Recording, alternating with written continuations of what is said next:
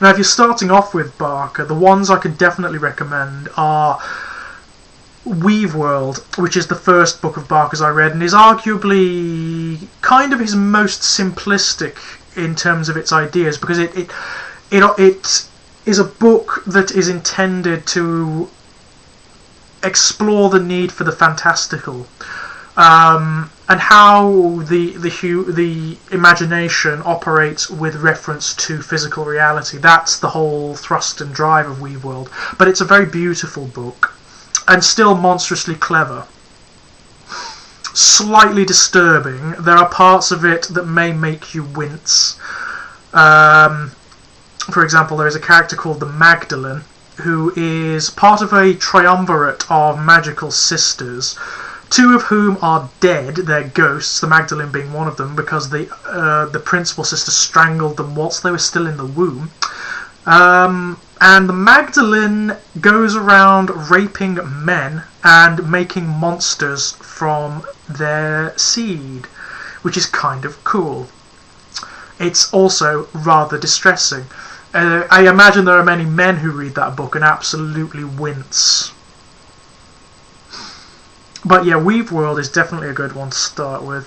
Imagica's a bit dense. It's certainly the most... that and Sacrament are Barker's most ideas-driven books. So those are ones to build up to. Sacrament, in particular, is probably...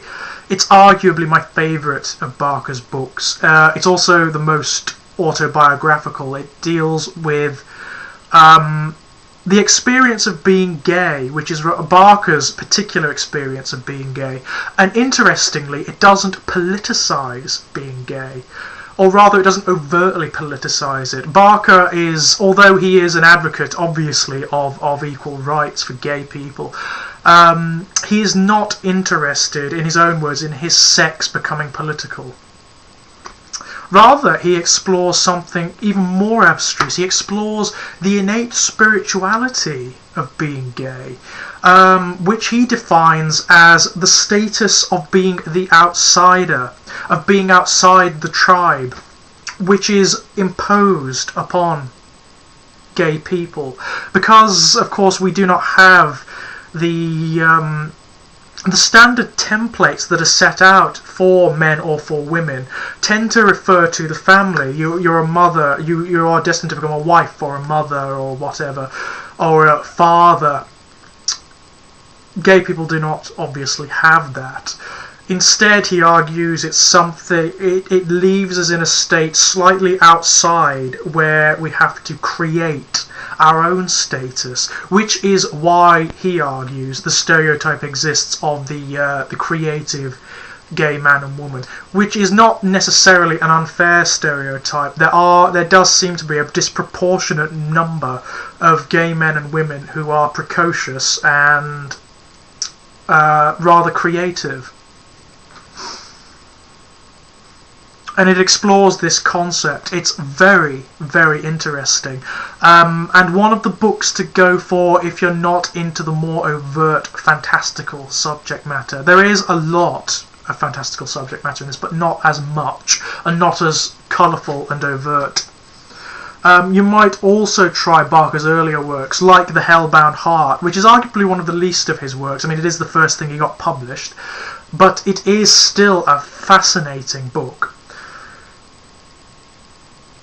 As are his early works, the Books of Blood, which is what really made his stamp on the horror market. The Books of Blood are collections of short stories.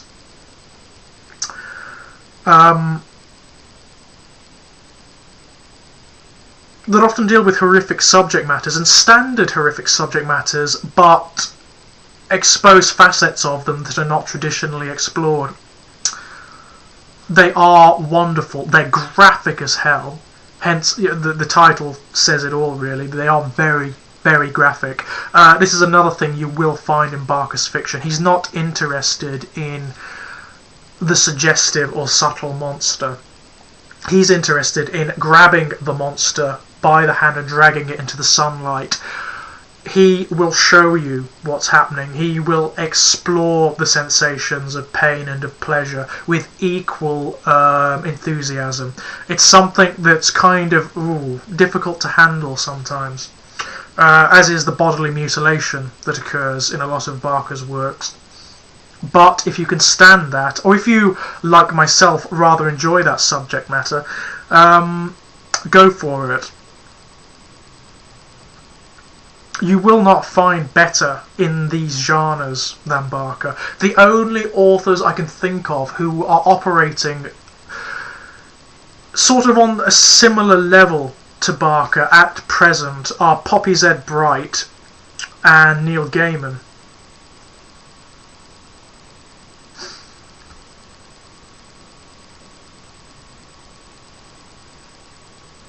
Bright in particular owes a great debt to Barker. But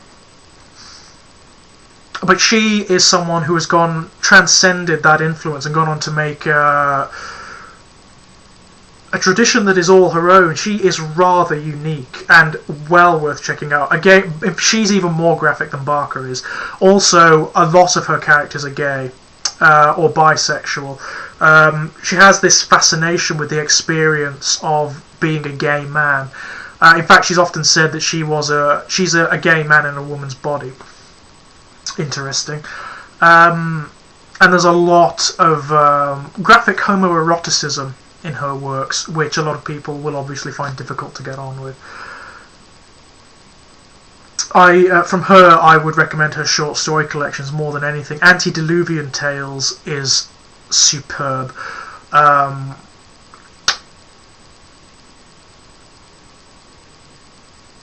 As is Swamp Fetus, Self-Made Man.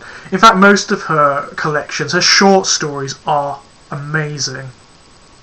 She is the current reigning queen of the short story, insofar as I'm concerned. Gaiman, again, I'm more in love with Gaiman's short stories than I am his novels. I think his novels, though a lot of them are interesting, they do tend to be a bit overwritten. His short stories, though, are sublime. He can write short stories that consist of sentences, they consist of paragraphs, and they're wonderful. They have the economy and the cadence of poetry, but have a self-contained entire story.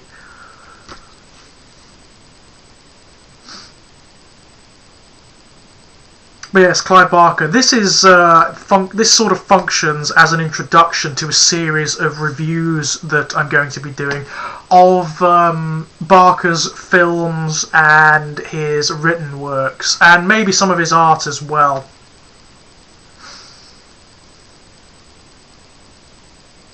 I will post a link to the sidebar to Revelations, which is Barker's webpage, where you can find a lot of his artwork,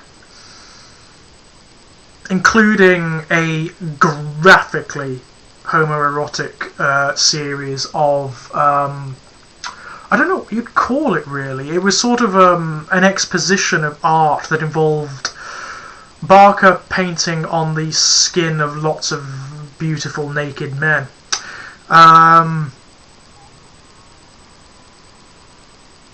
It's a stunning piece of work, but if you are offended by naked men, then I wouldn't recommend it. I really wouldn't.